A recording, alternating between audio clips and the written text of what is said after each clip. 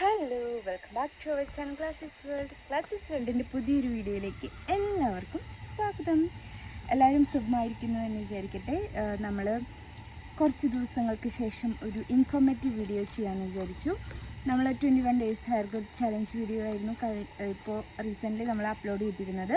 ഇപ്പോൾ ഒരു പുതിയൊരു ഇൻഫോർമേറ്റീവ് വീഡിയോ ആണ്, അതുപോലെ തന്നെ മോസ്റ്റ്ലി റിക്വസ്റ്റഡ് വീഡിയോയും കൂടിയാണ്. രണ്ടുപേര് എൻ്റെ അടുത്ത് എന്താ പറയുക കമൻറ്റിലൂടെ ചോദിച്ചിട്ടുണ്ടായിരുന്ന രണ്ട് റിക്വസ്റ്റ്, നമ്മൾ അവർക്ക് ആവശ്യമായിട്ടുള്ള രണ്ട് ടോപ്പിക്സിനെ കുറിച്ചിട്ടാണ് നമ്മളിതിൽ ഡിസ്കസ് ചെയ്യുന്നത്. അപ്പോൾ നമ്മളെ വീഡിയോ ആദ്യമായിട്ടാണ് നിങ്ങൾ കാണുന്നതെങ്കിൽ ഒന്ന് സബ്സ്ക്രൈബ് ചെയ്ത് സപ്പോർട്ട് ചെയ്യുക. അതുപോലെ തന്നെ നിങ്ങൾ എന്തായാലും വീഡിയോ കണ്ടിട്ട് ഇഷ്ടമാണെങ്കിൽ ലൈക്ക് ചെയ്യാൻ മറക്കരുത്.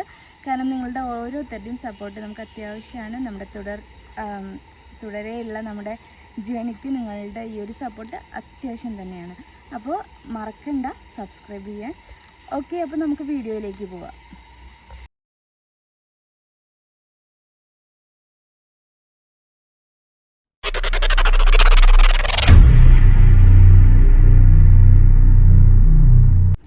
ഓക്കെ, അപ്പം ഞാൻ ആദ്യം തന്നെ പറയുന്നത്, നമുക്ക് ഏറ്റവും കൂടുതൽ ചെയ്യോ ചേച്ചി എന്ന് പറഞ്ഞിട്ട് എൻ്റെ അടുത്ത് പറഞ്ഞിട്ടുള്ള ഒരു റിക്വസ്റ്റഡ് ക്വസ്റ്റ്യനുള്ള ഒരു ആൻസറാണ്. അതായത് നമ്മുടെ സി സെക്ഷന് ശേഷം യൂറിനേറ്റ് ചെയ്യാൻ വേണ്ടിയിട്ട് നമ്മുടെ വെജിനലേക്കല്ല ബ്ലാഡറിലേക്ക് നമ്മുടെ യൂറിൻ ട്യൂബ് ഇൻസേർട്ട് ചെയ്യും, അല്ലെങ്കിൽ ഒരു സ്മോൾ തിന്നായിട്ടുള്ള ഒരു കത്തേറ്റർ ഇൻസേർട്ട് ചെയ്യും.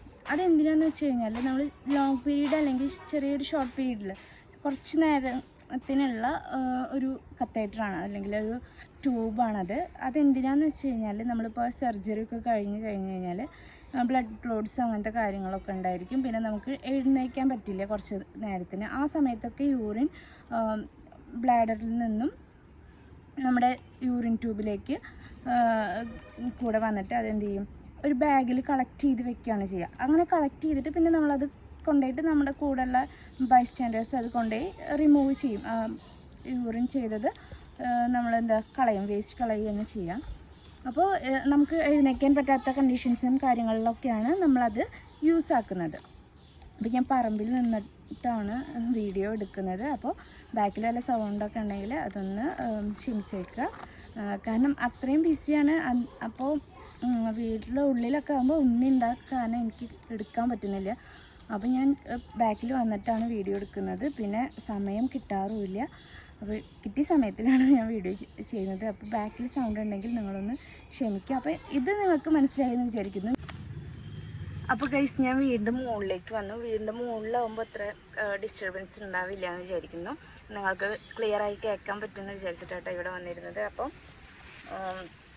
ഞാൻ പറഞ്ഞു വന്നത് നമ്മുടെ യൂറിൻ ട്യൂബിൻ്റെ കേസായിരുന്നു. അപ്പോൾ യൂറിൻ ട്യൂബ് എന്ന് പറഞ്ഞു കഴിഞ്ഞാൽ നമ്മുടെ എംപ്റ്റി ബ്ലാഡറിലേക്ക് ഇൻസേർട്ട് ചെയ്തിട്ട് നമ്മളത് ഓപ്പറേഷനൊക്കെ കഴിഞ്ഞ ശേഷം നമ്മൾ യൂറിനേറ്റ് ചെയ്യുമ്പോൾ നമുക്ക് എഴുന്നേൽക്കാൻ പറ്റാത്ത കണ്ടീഷനിൽ ഈ യൂറിൻ ട്യൂബിൻ്റെ അറ്റത്തുള്ള ഒരു ബാഗിലാണ് കളക്ട് ചെയ്ത് വെക്കുക. എന്നിട്ട് അത് കൊണ്ടുപോയി നമ്മളെ കൂടെയുള്ള ആൾക്കാർ അത് റിമൂവ് ചെയ്യും, യൂറിൻ റിമൂവ് ചെയ്യുകയാണ് ചെയ്യുക.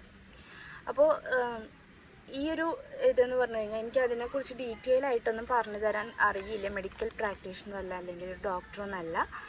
ഈ ഒരു ഫീൽഡുമായി മെഡിക്കലുമായിട്ട് ബന്ധപ്പെട്ടിട്ടുള്ള യാതൊരു ഇതിലെ എക്സ്പീരിയൻസ് മാത്രമേ ഉള്ളൂ. അപ്പോൾ അതും പിന്നെ കുറച്ച് നോളജ് നമുക്ക് കിട്ടുന്ന ആ ഒരു ഇതും വെച്ചിട്ടാണ് ഞാൻ ഈ വീഡിയോ ചെയ്യുന്നത്. അപ്പോൾ താല്പര്യമില്ലാത്തവർക്ക് കാണണ്ട, നിങ്ങൾ സ്കിപ്പ് ചെയ്ത് കണ്ടോളൂ. ഒരു സാധാ ആൾക്കാർക്ക് മനസ്സിലാവുന്ന രീതിയിൽ പറഞ്ഞു തരാവുന്നത് മാത്രമേ ഞാൻ അതിൽ പറഞ്ഞു തരുന്നുള്ളൂ കേട്ടോ. അതുപോലെ വല്ല മിസ്റ്റേക്സ് ഉണ്ടെങ്കിൽ നല്ല ആൾക്കാർ കാണുന്നുണ്ടെങ്കിൽ, ഇതിനെക്കുറിച്ച് ഡീറ്റെയിൽ ആയിട്ട് അറിയുന്നവരുണ്ടെങ്കിൽ ഒന്ന് അടിയിൽ ഡിസ്ക്രിപ്ഷനിൽ പറഞ്ഞു തരികയാണെങ്കിൽ ബാക്കിയുള്ളവർക്കും അത് യൂസ്ഫുള്ളാവും. ഓക്കെ, അപ്പോൾ എന്താ വെച്ചാൽ ഈ ഒരു ട്യൂബ് ഭയങ്കര എന്താ പറയുക, അത്ര പെയിൻഫുള്ളാണ്. പക്ഷെ നമ്മൾ ഈ സി സെക്ഷൻ്റെ ടൈമിൽ എന്നൊക്കെ പറഞ്ഞു കഴിഞ്ഞാൽ അനസ്തേഷ്യയുടെ ആ ടൈമിലാണ് തരിക. നമ്മൾ അറിയണമെന്നുണ്ടാവില്ല ഈ ഒരു ട്യൂബ് ഇൻസേർട്ട് ചെയ്ത കാര്യം. എൻ്റെ ഒരു എക്സ്പീരിയൻസിൽ എന്ന് വെച്ച് കഴിഞ്ഞാൽ എനിക്ക് ഓൾറെഡി ഒരു വട്ടം കത്തേറ്റർ ഇട്ടിട്ടുണ്ടായിരുന്നു. അതെന്തിനാന്ന് വെച്ച് കഴിഞ്ഞാൽ വികസിക്കാൻ, നമ്മളെ സർവിക്സ് ഓപ്പൺ ആവാനാണ് എന്നാണ് പറഞ്ഞിട്ടുണ്ടായിരുന്നത്. ഈ ഒരു ട്യൂബ് ഇട്ടത് ഞാൻ അറിഞ്ഞിട്ട് പോലും ഇല്ല. പെയിനൊന്നും ഞാൻ അറിഞ്ഞിട്ടില്ല. കാരണം എമർജൻസി സി സെക്ഷൻ ആയതുകൊണ്ട് തന്നെ ആ ടൈമിൽ ഭയങ്കര സ്പീഡ് കാര്യങ്ങളൊക്കെ ചെയ്യുമായിരുന്നു. അപ്പോൾ ഞാനൊന്നും അറിഞ്ഞിട്ടില്ല ആ ഒരു ടൈമിൽ എപ്പോഴാണ് ഇതാക്കി. ഞാൻ എൻ്റെ ഒരു അറിവിൽ എന്താ വെച്ചാൽ ബാക്കിയുള്ളവരോടും കൂടി ചോദിച്ചപ്പോൾ പറഞ്ഞത് നമ്മുടെ അനസ്തേഷ്യ ടൈമിലാണ് ഇത് നമ്മൾ ചെയ്യുന്നത്, നമ്മൾ ഓപ്പറേഷൻ നടക്കുന്ന ആ ടൈമിലാവും ചെയ്യുന്നുണ്ടാവുക എന്നുള്ളതാണ്. അപ്പോൾ ഡ്യൂറിങ് അനസ്തേഷ്യയുടെ ടൈമിലാണ് ഈ കാര്യങ്ങളൊക്കെ ചെയ്യുക. അപ്പോൾ യൂഷ്വലി അത് സ്പൈനൽ അല്ലെങ്കിൽ എപ്പിഡോറൽ അനസ്തേഷ്യ ഒക്കെ ആയിരിക്കാം. ഓൾവേസ് എപ്പോഴും നമ്മൾ സ്പൈനൽ അനസ്തേഷ്യയാണ് സി സെക്ഷനിൽ ഞാൻ കേട്ടിട്ടുള്ളത്. അപ്പോൾ എപ്പിഡോറൽ എന്ന് പറഞ്ഞു കഴിഞ്ഞാൽ വേദന അറിയാതിരിക്കാൻ വേണ്ടില്ല. നമ്മൾ ഈ ഒരു അരയുടെ അവിടുന്ന് നമ്മുടെ താഴത്തേക്ക് നമ്മൾ എന്താ പറയുക, ലോവർ പാർട്ട് നമുക്ക് ആ പെയിൻ അറിയില്ല. അപ്പോൾ ആ ഒരു സമയത്താണ് ഇത് ഇൻസേർട്ട് ചെയ്യുക. അപ്പോൾ പെയിൻ്റെ കാര്യം നിങ്ങൾ പേടിക്കേണ്ട. പിന്നെ അത് കഴിഞ്ഞിട്ട് നമ്മൾ ഓൾറെഡി നമ്മൾ ബാക്കിയുള്ള പെയിനൊക്കെ അനുഭവിച്ച് വരുമ്പോൾ ഈ ഒരു പെയിൻ ഒന്നുമല്ല. അതായത് റിമൂവ് ചെയ്യുന്ന സമയത്ത് ഒരു ചെറിയ പെയിൻ ഉണ്ടാവും, പക്ഷേ ബാക്കിയുള്ള പെയിനൊക്കെ അനുഭവിച്ചിട്ട് നമുക്ക് ഈ ഒരു പെയിൻ ഒന്നുമേ അല്ല. സോ പേടിക്കണ്ട. ഓക്കെ, അപ്പോൾ ഇത്രയും കാര്യങ്ങളാണ് ഈ യൂറിൻ ട്യൂബിൻ്റെ കേസ് എനിക്ക് പറയാനുള്ളൂ. അതായത് ചെറിയൊരു ഫ്ലെക്സിബിൾ ആയിട്ടുള്ളൊരു വയറാണ്. പിന്നെ ഇൻസേർട്ട് ചെയ്യണ കാര്യം അത് മറന്നുപോയി. അതിന് പ്രൊസീജിയർ എന്ന് വെച്ച് കഴിഞ്ഞാൽ നമ്മുടെ എംപ്റ്റി ബ്ലാഡറിലേക്ക് ഇത് ഇട്ട് കൊടുക്കുകയാണ് ചെയ്യുക. ഈ ട്യൂബ് ഇൻസേർട്ട് ചെയ്യുമ്പോൾ എന്നിട്ട് അവർ അതിലേക്ക് എന്തോ വാട്ടറോ എന്തോ ഇൻജെക്റ്റ് ചെയ്തിട്ട് ഒരു ബലൂൺ ഉണ്ടായിരിക്കും. ആ ഒരു ബലൂൺ നമ്മുടെ എന്താ പറയുക ബ്ലാഡറിൽ എത്തിക്കഴിഞ്ഞാൽ അത് ഈ ഒരു ഇൻജെക്റ്റിങ് കഴിഞ്ഞ് കഴിഞ്ഞാൽ ഐ തിങ്ക് അങ്ങനെ ആയിരിക്കാം അവർ ചെയ്യേണ്ടത്. അതായത് എന്തോ മെഡിസിൻ എന്തോ എനിക്കറിയില്ല അതിനെപ്പറ്റി പറഞ്ഞു തരാൻ. പക്ഷേ എന്തോ അങ്ങനെ ചെയ്യുമ്പോൾ നമ്മുടെ അതിലുള്ള ആ ഒരു ബലൂൺ വീർത്തിട്ട് നമ്മുടെ അതിൽ ടൈറ്റായിട്ടിരിക്കും, പുറത്തേക്ക് പോകാതിരിക്കാൻ വേണ്ടിയാണ്, ഫിക്സ് ആയിട്ടിരിക്കാൻ വേണ്ടിയിട്ട് അങ്ങനെ അതിൽ ഇരിക്കുകയാണ് ചെയ്യുക. ബലൂൺ പോലെ ആ ഒരു ഇതുണ്ടായിരിക്കും. പിന്നെ ഓൾറെഡി ഇവർ റിമൂവ് ചെയ്യുമ്പോൾ പ്രഷറിൽ തന്നെ അത് ഊരിയെടുക്കും. സോ വലിയ പെയിൻഫുള്ളൊന്നുമല്ല, നമുക്ക് സഹിക്കാൻ പറ്റുന്ന ഒരു പെയിൻഫുള്ളേ ഉള്ളൂ. അത്രയും കാര്യങ്ങളുള്ളൂ. ചിലപ്പോൾ ഞാൻ അതിൻ്റെ ഒരു ഡെമോ വേണമെങ്കിൽ ഇവിടെ കാണിച്ചു തരാം കേട്ടോ. ഈ സൈഡിലായിട്ട് വേണമെങ്കിൽ കാണിച്ചു തരാം. കിട്ടുകയാണെങ്കിൽ ഞാൻ അത് ആഡ് ചെയ്യാം. പിന്നെ പറ്റുകയാണെങ്കിൽ നിങ്ങളൊന്ന് യൂട്യൂബ് ഒന്ന് സെർച്ച് ചെയ്തിട്ട് യൂട്യൂബിൽ നമ്മളിപ്പോൾ കൂടുതലായിട്ട് നിങ്ങൾ അറിയണമെങ്കിൽ നല്ലൊരു ഗൈനക്കിനോട് ചോദിക്കുക തന്നെ ചെയ്യുക. കാരണം ഞാനൊന്നൊരു ഇതൊന്നും പറഞ്ഞു തരാൻ ഇത് കണ്ടിട്ട് ചിലപ്പോൾ പലരും നിൽക്കുന്നു ഇവളൊക്കെ ആരാ ഇതൊക്കെ പറഞ്ഞു തരാൻ. സംഭവം ശരിയാണ്, എനിക്ക് അനുഭവത്തിൽ നിന്നുള്ള കാര്യം മാത്രമേ ഞാൻ പറഞ്ഞു തരുന്നുള്ളൂ. പിന്നെ അറിയുന്ന ആ ഒരു നോളജ്, എനിക്ക് കിട്ടിയ ഒരു നോളജ് മാത്രം, അത് തെറ്റാണെങ്കിൽ ക്ഷമിക്കുക. ഓക്കെ, എൻ്റെ അടുത്ത് ചോദിച്ചത് കൊണ്ട് എനിക്കറിയുന്നത് മാത്രമേ ഞാൻ പറഞ്ഞിട്ടുള്ളൂ. അത് ഞാൻ ഈ വീഡിയോയിൽ പറയുന്നുണ്ട്. ഇങ്ങനെയാണെന്നാണ്. നമ്മൾ ഇതിനെക്കുറിച്ച് ആലോചിച്ച് തലപുകയേണ്ട കാര്യമൊന്നുമില്ല. ഇത് കാരണം നമ്മൾ ഡെലിവറി ചെയ്യാൻ പോകുമ്പോൾ ബാക്കിയുള്ള കാര്യങ്ങളെക്കുറിച്ച് അറിയണം, പക്ഷെ ബോധേഡാവണ്ട, പേടിച്ചിതാവേണ്ട കാര്യമില്ല. ഇതൊന്നും ചെറിയ നിസ്സാരമായിട്ടുള്ള കാര്യങ്ങളാണ്. നിങ്ങൾ അതിനെക്കുറിച്ച് ടെൻഷനൊന്നും അടിക്കണ്ട. കാരണം അതൊക്കെ നമ്മൾ ഈ ഒരു പ്രൊസീജിയറിൽ കഴിഞ്ഞു. അതിനേക്കാൾ പെയിനുള്ളതാണ് സ്റ്റിച്ചും കാര്യങ്ങളൊക്കെ ഉള്ളത്. അപ്പോൾ അതിൻ്റെ അത്ര ഒന്നുമില്ല. പിന്നെ എല്ലാം കഴിയും, ആ വേദനകളൊക്കെ മറക്കും. എന്തായാലും നമ്മൾ അനുഭവിച്ചു എന്നുള്ള കാര്യം നമുക്ക് ഓർമ്മ ഉണ്ടാവും, അത്രേ ഉള്ളൂ. പിന്നെ ഉണ്ണിയൊക്കെ ആയിക്കഴിഞ്ഞാൽ നമ്മളത് ഓട്ടോമാറ്റിക്കലി ഉണ്ണിക്ക് വേണ്ടിയിട്ടല്ലേ. സോ അത്രേ ഉള്ളൂ കേട്ടോ. അപ്പോൾ അതിനെപ്പറ്റി ഞാൻ കൂടുതലായിട്ട് പറയുന്നില്ല, നിങ്ങൾക്ക് മനസ്സിലായി എന്ന് വിചാരിക്കുന്നു. ഇനി അടുത്ത ടോപ്പിക്ക് എന്താണെന്ന് ഉള്ളത് പറയാം. സെക്കൻഡ് ടോപ്പിക്ക് എന്താണെന്ന് വെച്ച് കഴിഞ്ഞാൽ during pregnancy period bad smell ഉണ്ടാവും എന്ന് പറഞ്ഞു വെജീന ആ ഭാഗത്ത്. അത് ഓൾറെഡി നമുക്കറിയാം, നമ്മൾ വുമൻസിന് ചില ടൈംസിൽ ഇങ്ങനെ ബാഡ് സ്മെല്ല് ഉണ്ടാവാം. ഇതൊക്കെ പറയുമ്പോൾ ചിലർ അയ്യേ അങ്ങനെയൊക്കെ പറയുന്നുണ്ടാവും. ഇത് നോർമൽ കേസാണ് അത് പറഞ്ഞുകൊണ്ട് എനിക്ക് കുറച്ച് ബുദ്ധിമുട്ടുണ്ടായിരുന്നു. ആക്ച്വലി എനിക്കതൊരു ബുദ്ധിമുട്ടുണ്ടായിരുന്നു. പക്ഷേ ഞാൻ ചിന്തിച്ചപ്പോൾ കുഴപ്പമില്ല, നോർമൽ കേസല്ലേ, ബാക്കിയുള്ളവർ എന്തെങ്കിലും വിചാരിച്ചോട്ടെ എന്ന് വിചാരിച്ചിട്ടാട്ടെ ഞാൻ ഈ വീഡിയോ ചെയ്യുന്നത്, അറിയാൻ വേണ്ടിയിട്ടല്ലേ. ഇപ്പോൾ എൻ്റെ കേസിലെന്ന് പറഞ്ഞു കഴിഞ്ഞാൽ എനിക്ക് അങ്ങനത്തെ ഒരു ഓരോ ബോഡീസും ഡിഫറെൻ്റ് ആണ്. സോ എൻ്റെ ഒരു കേസിൽ എനിക്ക് അങ്ങനെ ഫീൽ ചെയ്തിട്ടില്ല. കാരണം എന്താണെന്ന് എനിക്കറിയില്ല. കാരണം ഞാൻ കുറച്ച് കാര്യങ്ങൾ കീപ്പ് ചെയ്തിരുന്നു, അതുകൊണ്ടായിരിക്കാം. അപ്പോൾ അതാണ് നിങ്ങളുടെ അടുത്തും പറയുന്നുള്ളൂ.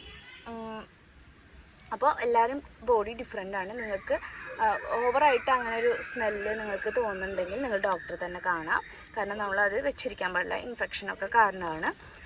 പിന്നെ ബേബി ഉണ്ടെങ്കിൽ അതും ചിലപ്പോൾ ട്രാക്ട് ഇൻഫെക്ഷനൊക്കെ ആയി അങ്ങനത്തെ പ്രശ്നങ്ങളൊക്കെ ഉണ്ടാവാൻ ചാൻസ് ഉണ്ട്. അപ്പോൾ ഇങ്ങനെ സ്മെല്ല് ഓവറായിട്ടുണ്ട് വെച്ചെങ്കിൽ നിങ്ങൾ ഡോക്ടറെ അടുത്ത് കാണിക്കുക.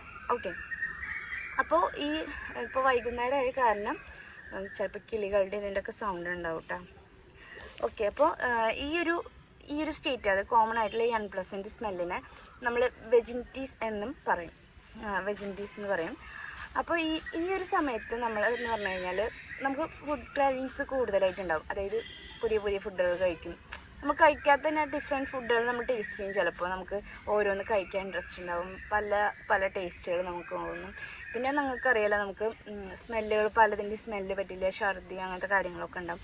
അപ്പോൾ ഈ ഒരു സ്മെല്ല് പറ്റായിരിക്കും ഇങ്ങനത്തെ ഫുഡിൻ്റെ ഇതൊക്കെ നമ്മൾ ലൈഫ് സ്റ്റൈലേ ചേഞ്ച് ചെയ്യുകയാണ്. ആ ഒരു ടൈമിൽ നമ്മുടെ ബോഡി ഭയങ്കര ചേഞ്ച് ചെയ്യുകയാണ്. നമ്മുടെ ബോഡിയിൽ ഈസ്ട്രജൻ, എന്താണ് പ്രൊഗസ്ട്രോൺ അങ്ങനത്തെ ഒരു ഹോർമോൺ, അതുപോലെ തന്നെ പ്രോലാക്റ്റിൻ, നമ്മൾ പാല് പ്രൊഡ്യൂസ് ചെയ്യുക, അങ്ങനെ നമ്മുടെ ബോഡിയിൽ കുറേ കാര്യങ്ങൾ നടന്നുകൊണ്ടിരിക്കുന്നുണ്ട്. ആ ഒരു പ്രൊസീജിയേഴ്സൊക്കെ കാരണം, ആ ഒരു ആക്ടിവിറ്റീസ് നമ്മുടെ ബോഡിയിൽ നടക്കുന്നത് കൊണ്ട് തന്നെ നമ്മുടെ എന്താ പറയുക, വെജീനയിലും ഈ ഒരു യൂറിനേറ്റ് ചെയ്യുമ്പോൾ സ്മെല്ലും കാര്യങ്ങളൊക്കെ ഉണ്ടാവും. നാച്ചുറലാണ്. പിന്നെ നമ്മുടെ ആ ഒരു ടൈമിൽ നമ്മൾ ഹൈലി സെൻസിറ്റീവായിട്ടായിരിക്കും നമ്മുടെ സെൻസേഷൻ ഭയങ്കര കൂടുതലായിരിക്കും, ഹൈ ആയിട്ട് ഉണ്ടാവുക. അപ്പോൾ ആ സമയത്തും നമുക്ക് നാച്ചുറലി നമുക്ക് ഉണ്ടാവുന്ന, നമ്മൾ നോർമൽ ഡേയ്സിൽ ഉണ്ടാവുന്നതാണെങ്കിൽ പോലും നമുക്ക് ആ ഒരു ടൈമിൽ ഭയങ്കര സെൻസേഷൻ കൂടുതലായതുകൊണ്ട് നമുക്ക് പൊട്ടതായിട്ട് തോന്നാം. It's normal. അപ്പോൾ അതെന്ന് പറഞ്ഞു കഴിഞ്ഞാൽ നിങ്ങൾ ചെറിയ രീതിയിലുള്ള ഇതൊക്കെ ആണെങ്കിൽ അത് വിട്ട് കളയുക. നമ്മളെ ഫുഡ് കഴിക്കുന്നത്, നമ്മൾ മെഡിസിൻ എടുക്കുന്നുണ്ട്, ലൈക്ക് ഫോളിക്കിൾ പിന്നെന്താ കാൽസ്യം അങ്ങനത്തെ കാര്യങ്ങൾ, മെഡിസിൻസ് ആ ടൈമിൽ നമ്മൾ എടുക്കുന്നുണ്ടല്ലോ. അപ്പോൾ അതൊക്കെ നമ്മൾ ഈ ഒരു ഇങ്ങനെ ഇതാകുമ്പോൾ നമുക്ക് സ്മെല്ലുണ്ടാവും. അത് നിങ്ങൾ പ്രശ്നമാക്കണ്ട. ഓവറായിട്ട് ബാഡ് സ്മെല്ലായിട്ട് അതുപോലെ തന്നെ എന്താ പറയുക, ഡിസ്ചാർജൊക്കെ കണ്ടുവരുന്നുണ്ടെങ്കിൽ നിങ്ങൾ ഡോക്ടറെ കാണുക. ഡോക്ടറെ കണ്ടിട്ട് അതിനെ പറ്റിയിട്ട് നിങ്ങൾ ഡിസ്കസ് ചെയ്യാം. പിന്നെ ആ ഒരു ടൈമിൽ നമ്മുടെ ഈ ഒരു പ്രഗ്നൻസി പീരീഡിൽ നമ്മുടെ വെജിനയിലേക്ക് നല്ല ബ്ലഡ് ഫ്ലോ ഉണ്ടാവും, അതുകൊണ്ടും സ്മെല്ല് ഉണ്ടാവാം. പിന്നെന്താണ്, പോസ്റ്റ്മോർട്ടത്തിലും ഈ ഒരു കണ്ടീഷൻ കോമൺ ആണ്. സോ നമ്മൾ എന്താ ചെയ്യേണ്ടതെന്ന് വെച്ച് കഴിഞ്ഞാൽ നല്ല ഹൈജീൻ കീപ്പ് ചെയ്യുക, ബ്രീത്തബിൾ ആയിട്ടുള്ള ഡ്രസ്സ് വെയർ ചെയ്യുക, നമ്മുടെ അണ്ടർ ഗാർമെൻറ്റ്സൊക്കെ കാര്യങ്ങളും ഒക്കെ നല്ല അണ്ടർവെയർ കാര്യങ്ങളൊക്കെ ഒന്ന് ലൂസുള്ളതും ബ്രീത്തബിൾ ആയിട്ടുള്ള ലൂസായിട്ടുള്ള ഇതൊക്കെ യൂസ് ചെയ്യുക. ടൈറ്റ് ആയിട്ടുള്ള ഡ്രസ്സുകൾ ഇടാതിരിക്കുക. നമ്മൾ ലെഗിൻസും കാര്യങ്ങളൊക്കെ നമുക്ക് ഫ്ലെക്സിബിൾ ആയിട്ടുള്ളത് ഇടുക. എന്താ പറയുക, എയർ പാസേജ് ഉണ്ടാവണം. അങ്ങനെയൊക്കെ ഉണ്ടായിക്കഴിഞ്ഞാൽ വിയർപ്പിരുന്നിട്ടുള്ള ആ ഒരു സ്മെല്ല് അങ്ങനത്തെ കാര്യങ്ങളൊന്നും ഉണ്ടാവില്ല, നല്ല നീറ്റാവുക. അതുപോലെ തന്നെ നമ്മൾ കാര്യം ചെയ്യേണ്ടത് എന്താണെന്ന് വെച്ച് കഴിഞ്ഞാൽ, യൂറിനേറ്റ് ചെയ്ത് കഴിഞ്ഞാൽ ഞാൻ റെക്കമെൻഡ് ചെയ്യുന്നത് നമ്മൾ വെള്ളം യൂസ് ചെയ്തിട്ട് വാഷ് ചെയ്തിട്ട് ഒരു ടിഷ്യൂ യൂസ് ചെയ്തിട്ട് മുകളിൽ നിന്ന് താഴേക്ക് വൈപ്പ് ചെയ്ത് നീറ്റാക്കി വെക്കുക. അത്രയും കാര്യങ്ങൾ ചെയ്താൽ മതി. ചിലർ വെള്ളം യൂസ് ചെയ്യാതെ ഇത് വൃത്തിയാക്കിയിട്ട് വെക്കുന്നുണ്ട്. വെറുതെ യൂറിനേറ്റ് ചെയ്തിട്ട് നമ്മൾ ഡ്രസ്സ് ഇട്ട് അങ്ങനെ പോരരുത്. അപ്പോൾ നമ്മുടെ ബാക്ടീരിയ അവിടെ ഇരുന്നിട്ട് അങ്ങനെയും നമുക്ക് സ്മെല്ലും കാര്യങ്ങളൊക്കെ ഉണ്ടാവും. അപ്പോൾ അതൊക്കെ റിമൂവ് ചെയ്യാം. പിന്നെന്താ, ഗുഡ് ഹൈജീൻ ഇതാക്കുക എന്നുള്ളതാണ് ഒന്ന്. പിന്നെ ലൈറ്റും ബ്രീത്തബിൾ ആയിട്ടുള്ള ഡ്രസ്സ് ഇതാക്കുക. പിന്നെ നന്നായി ധാരാളം വെള്ളം കുടിക്കുക. ധാരാളം ഓവറായിട്ട് വെള്ളം കുടിച്ച് ഇതാക്കുകയൊന്നും വേണ്ട. നമുക്ക് ഡോക്ടർ പറഞ്ഞിട്ടുള്ള ആ ഒരു രീതിയിൽ അത്യാവശ്യം 2 liters ഒക്കെ വെള്ളം, നിങ്ങൾക്ക് ആ ഒരു കണ്ടീഷനിൽ നമുക്ക് എത്ര വെള്ളം വേണം എന്ന് ഡോക്ടറോടൊക്കെ ചോദിച്ച് ഡോക്ടർ പറയും ഇത്ര വെള്ളമൊക്കെ കുടിക്കണം, ഫ്രൂട്ട്സ് ഒക്കെ കഴിക്കണം.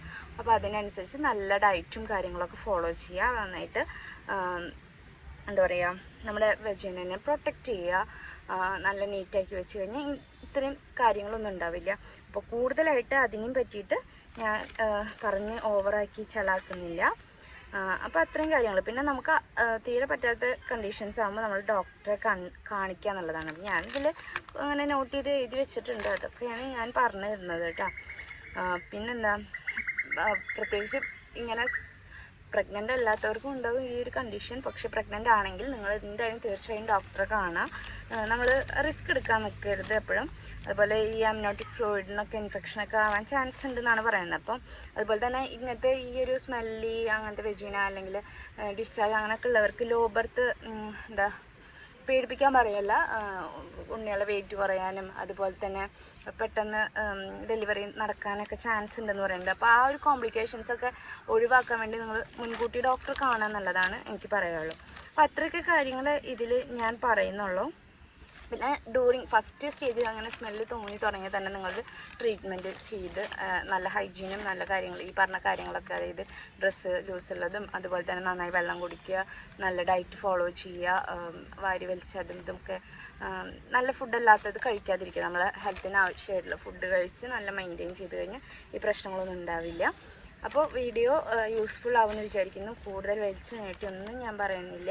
ഈ 2 കാര്യങ്ങളുള്ളൂ. യൂറിൻ ട്യൂബിൻ്റെ കാര്യം ആലോചിച്ച് പേടിക്കേണ്ട, അത്ര പെയിൻഫുൾ അല്ല. നമുക്ക് സഹിക്കാൻ പറ്റുന്ന ആ ഒരു ചെറിയ ഡിസ്കംഫർട്ട് ഉണ്ടാവുള്ളൂ, അല്ലാണ്ട് വേറെ ഒന്നുമില്ല. പിന്നെ ഫസ്റ്റ് നമ്മൾ അറിയുകയില്ല.